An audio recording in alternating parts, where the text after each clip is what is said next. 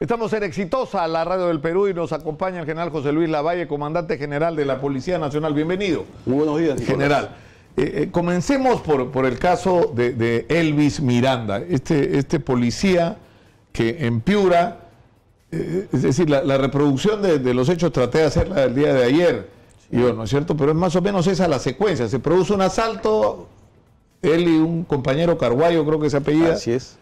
¿No? Inician una persecución. ¿Y qué es lo que ocurre exactamente? Bueno, hemos escuchado todas las noticias y también hemos recibido los reportes de los intervinientes. Ellos indican que son advertidos que se había cometido un delito de robo agravado. Sujetos que estaban en mototaxis, identifican a la mototaxi, ellos, según los reportes, para evitar la captura hacen uso de arma de fuego y se dan a la fuga. Hay una persecución en que la policía va detrás de ellos y ellos fugan disparando. Es la versión que tenemos y que están en los documentos. Entonces, en ese fuego cruzado es que es herido uno de los presuntos delincuentes, quien luego fallece, pues, ¿no es cierto? El otro es capturado, como ya también se conoce, y puesto en libertad porque se acoge a la terminación anticipada, una declaración sincera, y el policía es procesado por homicidio simple, bajo el argumento de que no había arma de fuego y habría un exceso de la fuerza. Claro, porque no se incauta el arma, ¿no es cierto? Porque hay un incidente incluso porque la mototaxi huye hacia el barrio, aparentemente donde viven los delincuentes, y en el momento que se está produciendo la intervención, interviene la turba y desaparece el arma. O sea, no había ningún arma en el lugar, ¿no? Aparte que hay una información, que eran tres. O sea, hay uno que realmente logra fugar. O sea, uno abatido, uno capturado y otro que se da la fuga. Entonces, hay el testimonio del policía, hay testigos que dicen que hubo disparos, ¿cierto? Entonces, eso nosotros los tenemos presente porque no es una sola versión del policía, sino también hay testigos que dicen que había arma de fuego y había disparo de por medio. Ahora, pero lo increíble es que estamos enfrentados a una situación que es totalmente absurda, ¿no? Es decir, los delincuentes, que además ahora resulta que por lo menos alguno de ellos tenía antecedentes, sí, está en libertad, ¿no es cierto?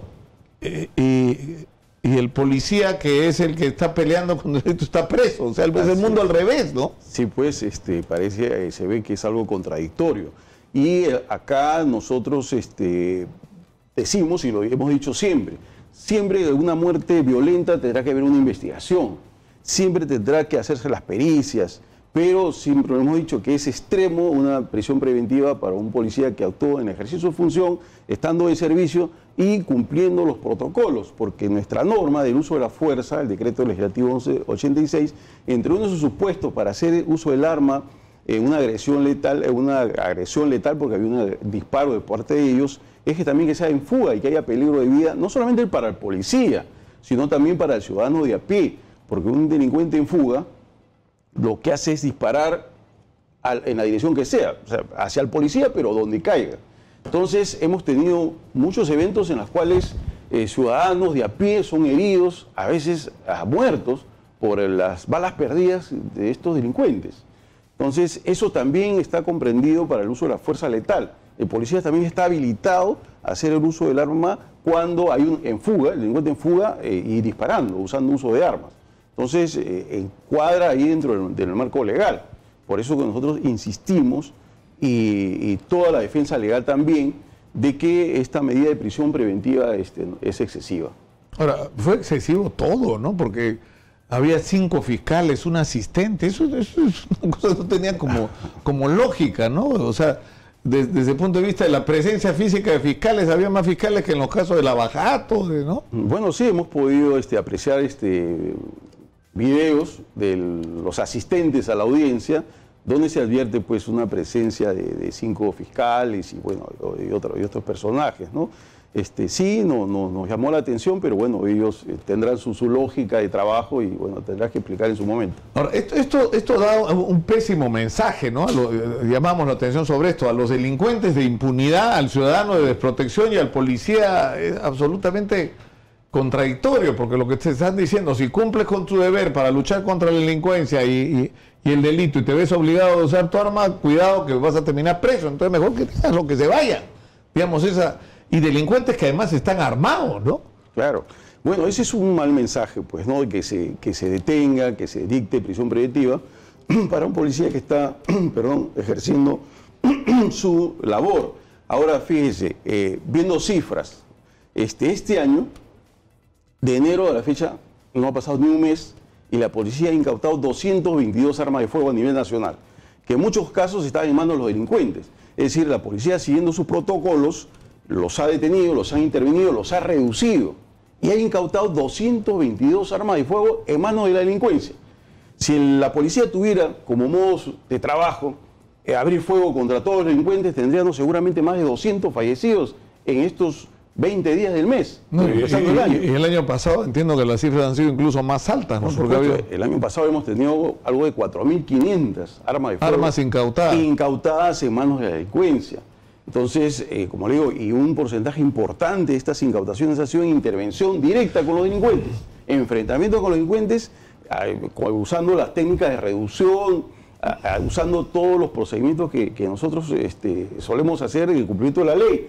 Y no ha habido pues una cantidad de delincuentes abatidos como para poder decir que la policía está haciendo uso y abuso de las armas. Por el contrario, tenemos 21 policías fallecidos, 19 por armas de fuego y 2 por arma blanca. Entonces, yo creo que las cifras hay que darle la lectura correspondiente de acuerdo al principio de la realidad, ¿no es cierto? Ahora, lo que no se entiende es por qué supuestamente tenemos una legislación que protege al policía a la hora de cumplir su función y sin embargo entiendo que el caso de Elvis Miranda no es el único, ¿no? Hay otros policías que están enfrentando la misma situación.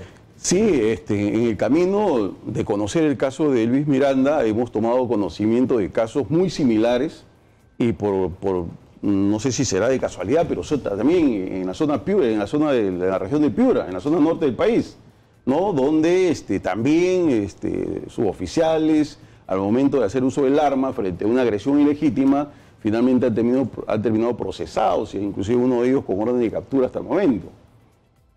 Entonces, se está cumpliendo con nuestro compromiso, el compromiso del sector, de poner defensa legal de inmediato. Ahora, ¿qué va a pasar? Hoy día hubo un incidente de un policía que estaba de franco haciendo taxi y es asaltado y en la pelea con el asaltante dispara, le cae en la cabeza el disparo al asaltante y el asaltante muere, ¿no? Sí.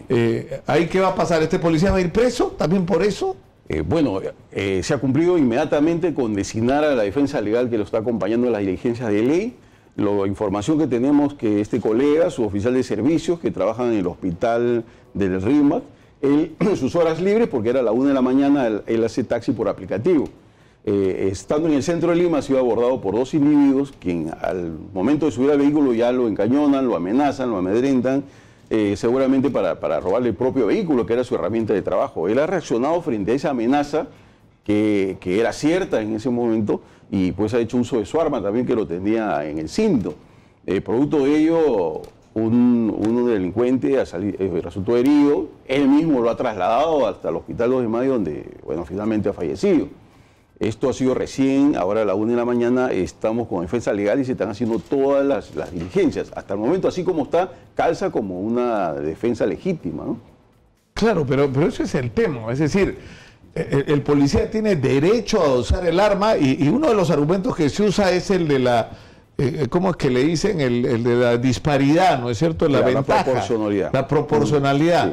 Pero no tiene sentido. O sea, en otros países un policía te dice, alto, tú no te detienes, dispara al aire, no te detienes y a la tercera te dispara al cuerpo. Sí. Estés armado o no estés, porque estás desacatando una instrucción de un policía. Así es. Es un tema también de civismo, de educación, de conocer cuáles son las normas, de respeto a la autoridad, de respeto al Estado. La policía representa a la autoridad del Estado frente a la ilegitimidad, frente a la delincuencia. Es más, respeta los derechos humanos, respeta y cuida a los ciudadanos. Entonces, aquel que desacata al policía no está desacatando la orden de una persona común y corriente, sino la autoridad que representa al Estado, en un Estado de derecho, un Estado democrático, donde todos tenemos deberes y obligaciones que cumplir. Fíjense, tenemos una cifra para que se den cuenta la dimensión del uso del arma por parte de la delincuencia y los daños que se dan. En el Callao El año pasado, 8 personas, no estamos hablando de sicariato ni ajuste de cuenta, 8 personas que por robarle los han matado. O sea, por robarle el celular, por robarle la cartera, los han asesinado, los han disparado a mansalva. 8 personas y 56 heridos. Les han disparado en la pierna, en los brazos por robarle un celular, una cartera, porque la persona opuso resistencia. Pero entonces, esa cifra, ¿qué nos dibuja? Una acción pues violenta del delincuente. El delincuente no mira, no piensa mucho, digamos, entre comillas, para hacer uso del arma. Entonces es una realidad que la policía lo enfrenta todos los días. Todos los días el policía de a pie que sale a cumplir su servicio está pensando en qué momento me cruzo con uno de esos individuos que sacan el arma y comienzan a disparar a diestra y siniestra. Entonces el policía tiene que estar atento, alerta y al riesgo inminente que ve a un sujeto sacando el arma para dispararlo y para agredirlo, él tiene que hacer uso del arma de manera racional. Pero no de ninguna manera tampoco. No, además desde el punto de vista psicológico, eso es destructivo, ¿no es cierto? Porque le da la confianza al delincuente que pueda actuar con impunidad y al policía le da, digamos, la duda de que si hace lo que tiene que hacer, puede terminar él preso, ¿no es cierto? Bueno, o sea, sí. Es una cosa pero de loco. Sí, eso es cierto. Existe mucha duda y por ello también en algunos casos, por esa duda, le ha costado la vida al policía. Por esa duda, por esa fracción de segundos donde el policía piensa y repiensa, les ha costado la vida. Ahora, ¿qué van a hacer, cambiando de tema general, con situaciones críticas como la de La Victoria? El alcalde Forsyth ha tenido que despedir a cerca de 200 serenos porque estaban involucrados en redes de corrupción en el distrito.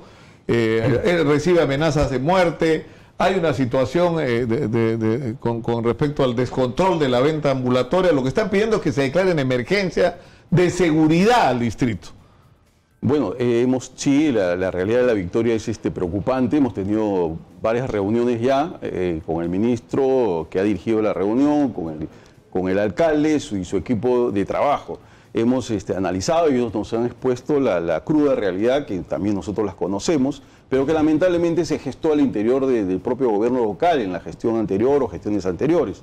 Se ha permitido durante mucho tiempo esta anomia en este emporio comercial que es Gamarra y las principales arterias de La Victoria, donde se cobraban pues ilegítimamente, ilegalmente los peajes, y había toda una organización ahí.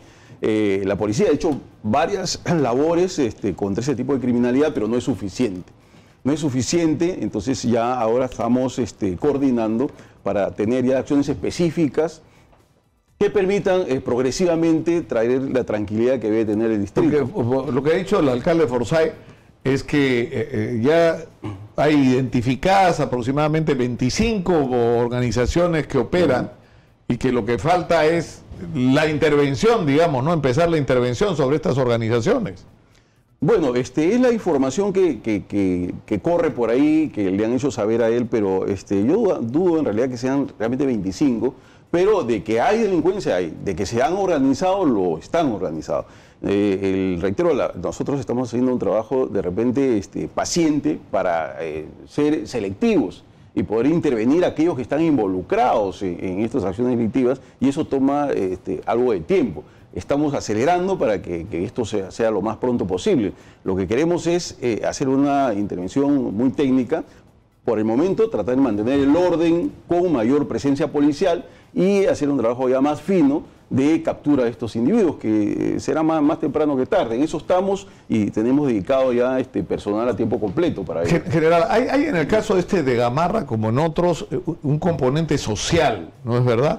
Es decir, hay miles de personas que no tienen un trabajo estable, que sus ingresos no son suficientes. Tenemos a esto del ingrediente venezolano, sí, ¿no es cierto?, que no tienen ninguna fuente de ingresos. No nos hemos preparado para recibir 700.000 venezolanos en el Perú y que necesitan trabajar. Y esto es aprovechado por las mafias para cobrarle cupos y para hacer todo lo que hacen.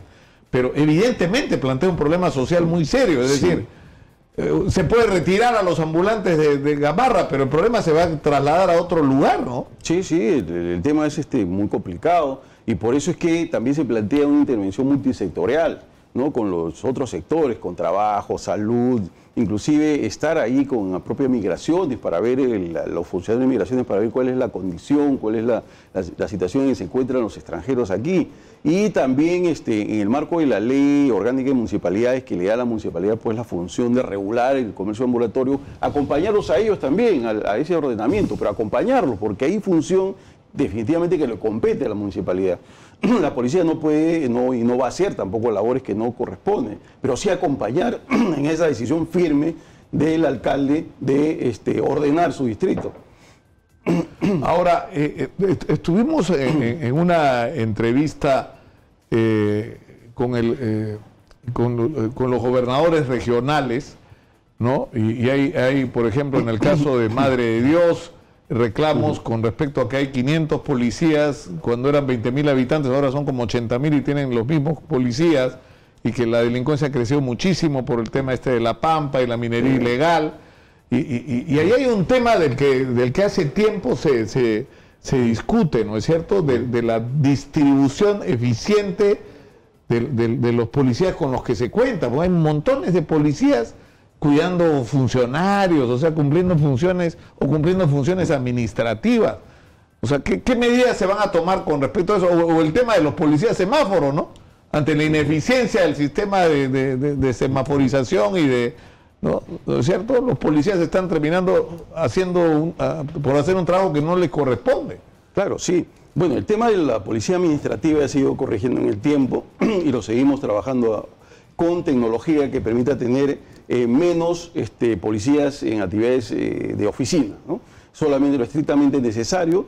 Y respecto a las funciones adicionales que en los últimos tiempos tiene la policía, sí, pues nos están demandando mayor cantidad de policías para temas de seguridad personal, para temas de seguridad de instalaciones, para el tema también de la violencia contra la mujer. Ahí estamos designando también escuadrones y personal para ello, porque esa es otra realidad que de pronto no lo teníamos antes, o si la teníamos estaba muy oculta, pero ahora ya salió a superficie, a flote, y tenemos demanda enorme de medidas de protección, las cuales aún no podemos cubrir totalmente, pero sí estamos destinando más cantidad de policías para esa actividad. Entonces, como le digo, se ha redimensionado, se ha incrementado las actividades de la policía, y eso hace que en algunos momentos tenga que reducirse el policía de a pie, que tiene que estar atendiendo las necesidades propias de la ciudad.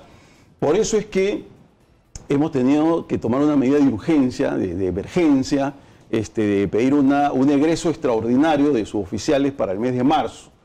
Para este próximo mes de marzo estamos esperando los créditos suplementarios para poder sacar una promoción de suboficiales a nivel nacional, alrededor de 6.000 suboficiales, que no van a ser la solución de plano, pero sí van a ayudar a menguar estas necesidades de presencia policial y de atención a nuestros ciudadanos. Ahora, en México el presidente Andrés Manuel López Obrador, entre una de las montones de medidas de austeridad que ha tomado y de racionalidad, una de las cosas que ha hecho es eliminar las guardias de protección policial a todo aquel que no lo necesite realmente, porque uno no entiende a veces, o sea, ¿para qué necesita un ministro pues de salud? No sé, andar con un montón de policías. El ministro de salud, ¿no es cierto? El ministro de Trabajo, el ministro de Transporte, o sea, ¿para qué necesita? El ministro de Cultura con resguardo policial, ¿para qué? ¿No? O sea, es evidente que hay algunos temas, la gente que trabaja en drogas, la gente que trabaja en, ¿no es cierto?, en determinadas funciones que suponen algún riesgo, ahí se amerita pues protección, pero la protección es algo que se ha generalizado acá como un privilegio, ¿no?, por la sola condición de funcionario de alto rango. Bueno, sí, por eso estamos reevaluando ello también. Estamos redimensionando la cantidad de efectivos que deben estar dedicados a esa función. En algunos casos sí lo amerita, hay amenazas que han tenido algunos funcionarios que por ley no le corresponde seguridad, porque los altos funcionarios que le corresponde seguridad personal, eso está ya definido, planteado, y ahí no tenemos mayor problema. El asunto está en aquellos funcionarios que por ley no le corresponde seguridad, pero por las amenazas, por el cumplimiento de su labor, lo exige. Entonces, ahí sí estamos cumpliendo, y otros sí están sujetos a evaluación porque ya la amenaza o el riesgo aparentemente ya no está. Ahora, para regresar al tema de Elvis Miranda y todos estos casos que han causado tanta indignación y tanta molestia, O sea, ¿en qué casos un policía puede hacer uso de su arma finalmente? O sea, tú necesitas, o sea, si el delincuente te ataca con un cuchillo, tú lo tienes que defenderte con un cuchillo. O sea, si el delincuente no está armado, pero está en fuga después de haber matado a alguien, tú no le puedes disparar, pese a que le has advertido que se detenga. O sea, es como que claro. no... Claro, sí, nosotros ya tenemos felizmente una norma, un marco legal que responde a las necesidades del momento, o sea, da las directivas, da los protocolos, las formas donde se usa el arma de fuego, ¿no? Y inclusive hay unos artículos que se refieren específicamente a cuándo se puede usar el arma de fuego de manera letal. ¿Cuándo? ¿No? Cuando el policía está en riesgo de su vida, o sea, la debida defensa, cuando se está cometiendo un delito grave con arma de fuego y hay riesgo de vida para los demás. También cuando el delincuente se resiste de manera violenta, se resiste a su detención, a su intervención. Cuando está en fuga también, está en fuga, se entiende que está en fuga, pero pues haciendo uso del arma y poniendo en riesgo la vida de los demás ciudadanos. Y también en manifestaciones, en eventos violentos, donde hay presencia tumultuaria de gente, eventos violentos, donde en la confusión de esa gente se usan también armas de fuego o armas que no necesariamente son de fuego, pero que puedan causar grave daño. En esas circunstancias también la policía está validada para usar el arma de fuego de manera letal. Lógicamente que hay una secuencia, hay unos procedimientos que la policía lo viene aplicando y sobre lo cual también estamos entrenando y reentrenando. Entonces tratamos de estar en cumplimiento de la ley y actuar también en el marco de la ley. Ahora, una pregunta última. Me pide mi productora sobre el tema del feminicidio. O sea, se han tomado iniciativas ya, como usted dice, con respecto a este tema de no solo crear las dependencias policiales para atender los feminicidios, sino para el tema de prevención, porque siempre es una cadena, ¿no es cierto? Sí. O sea, aparece una mujer muerta y resulta que la mujer que ha sido asesinada antes había sido víctima de golpizas y había presentado denuncias y no le habían hecho caso y no le habían dado la protección debida. Sí, efectivamente, los casos de feminicidio y lesiones y contra la mujer es potencialmente preocupante. Entonces la policía sí está dedicando ahora el tiempo para poder atender de manera preventiva y también reactiva cuando hay que investigar o intervenir al que está violentando a las mujeres. Hay mucha preocupación, hemos tenido hace unos días la visita de la congresista Wilca, quien es una de las propulsoras de las normas y los procedimientos. Y justamente se hablaba de que ya ahora esto se ha convertido en un sistema de justicia, subsistema de justicia que ve por la violencia contra la mujer. Entonces la policía también se está encajando en ese subsistema, creando también a nivel de las secciones de familia en cada comisaría el personal idóneo, preparado, capacitado para atender estos casos. Y también de manera tecnológica se está trabajando una plataforma para tener georreferenciadas a todas aquellas víctimas que en su debida oportunidad hicieron la denuncia y tienen medidas de protección. Claro, eso debería permitir además, porque hay muchos casos en que viene una mujer, denuncia y de ahí, o sea, por miedo a su agresor, pero ya la policía está reportada y puede hacer un seguimiento del caso más allá de que la mujer insiste en la denuncia, ¿no? Efectivamente, y aparte de ello, tenemos los centros de emergencia mujer también en las comisarías.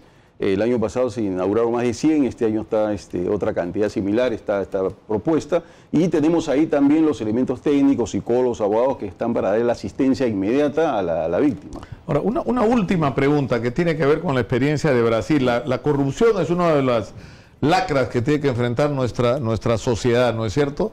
Y en el caso de Brasil, la policía anticorrupción ha sido determinante para el descubrimiento y el destape de todo lo que ahora conocemos como el caso Lava Jato. Así es. ¿No?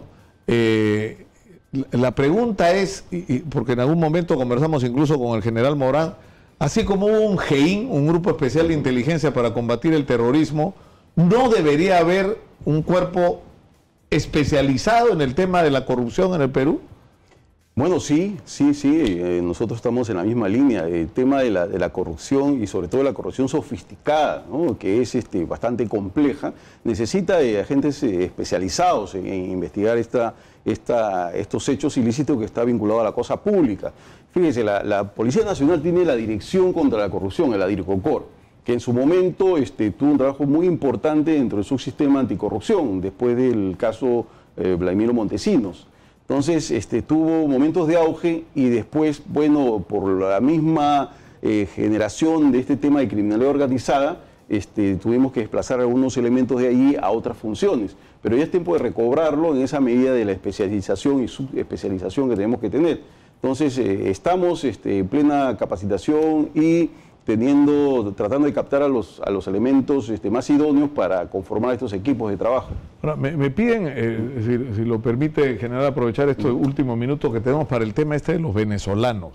Hay una cantidad impresionante de delitos cometidos por venezolanos que están involucrados en delitos. En el caso el famoso Cilindro, sí, ¿no es cierto?, donde había una mujer enterrada, habían venezolanos, hay casos de feminicidios protagonizados por venezolanos, hay crímenes, ¿no es cierto? Sí, bueno, hay ciudadanos venezolanos que merecen todo nuestro respeto, gente que ha venido a sumar y a colaborar en muchas actividades del país, inclusive están empezados a trabajar con los bomberos, etcétera, etcétera. Pero sí también tenemos entre estos ciudadanos venezolanos que han ingresado al país, gente con prontuarios, con antecedentes de estar en actividades ilegales y cada vez los intervenimos con mayor frecuencia. Entonces ya estamos elevando algunas propuestas, que espero que lo evalúen, para tener algunas medidas mucho más drásticas que pueda inclusive ver la posibilidad de una expulsión inmediata. Eso tendrá que evaluarse, es una propuesta. Hemos tenido en los últimos días en Trujillo 8 ciudadanos venezolanos detenidos, 7 varones, una mujer, que ingresan a un domicilio y maniatan a todos los propietarios y comienzan a cometer el robo dentro de la casa, teniendo amarrados, maniatados a los propietarios de la casa. Entonces, y son 8 en banda y con una información que le fluye, aparentemente por lo que estamos avanzando, de otro ciudadano venezolano que hacía la suerte de vigilante del lugar. Entonces, ese tipo de conexiones, de obtener información privilegiada y que le permita cometer ilícitos nos preocupa, porque vemos que puede haber una corriente ir organizándose en bandas cada vez más violentas. Como ha ocurrido en la propia Venezuela, que es uno de los países con los índices de crimen violento más altos del mundo, ¿no? Así es. Entonces, en ello estamos trabajando, tenemos ya estadísticas de cuántos ellos están siendo involucrados en diferentes tipos de delitos graves, violentos. Entonces, estamos impulsando una propuesta, tendrá que evaluarse, discutirse, pero no nos parece bien estar soportando una delincuencia foránea que llega a causar más daño de lo que ya tenemos con nuestra propia delincuencia. Suficientes problemas tenemos con los nuestros. Por supuesto. Entonces tendrá que evaluarse esa propuesta. En todo caso, estamos siempre nosotros atentos, haciendo lo nuestro, trabajando, investigando los delitos y capturando a los responsables. Yo quiero terminar, General Lavalle, transmitiéndole a través suyo al suboficial Elvis Miranda lo que yo creo que es un sentimiento de la inmensa mayoría de los peruanos, que es que no está solo, que los peruanos lo respaldamos, ¿no? Y que los peruanos esperamos que se pueda reunir pronto con su familia, porque no es justo que un hombre que simplemente está cumpliendo con su deber termine preso y la gente que comete delitos contra los cuales él ha estado combatiendo esté en su casa. Eso tiene que cambiar. Muy bien, muchas gracias, y también nuestro agradecimiento a toda la población que se ha solidarizado con nuestro colega, y nosotros estamos apoyándolo. Mañana es la audiencia de apelación, veremos qué resultados hay, tenemos fe y confianza de que mañana él estará en libertad. Muchas gracias. El general José Luis Lavalle, comandante general de la Policía Nacional, ha estado con nosotros. Vamos a un corte y regresamos con los representantes de Gamarra. Con ellos volvemos tras la pausa.